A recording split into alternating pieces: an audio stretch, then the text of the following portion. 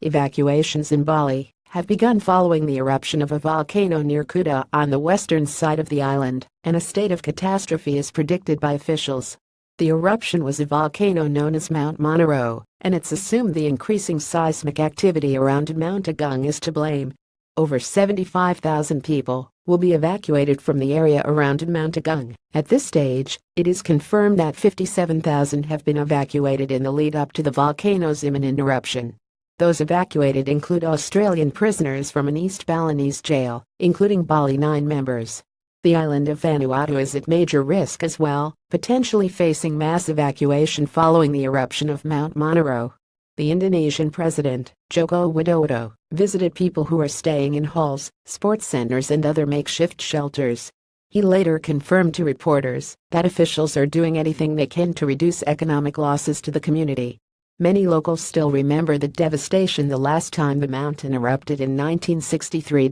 Travelers are being warned to stay alert, but not to be alarmed following a state of natural disaster being called before the impending eruption of Bali's Mount Agung.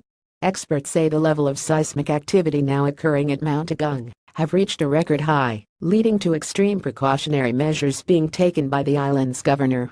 Following protocol, after the issue of a state of natural disaster, authorities on the island must make it a priority to create shelter for the thousands and thousands of evacuees.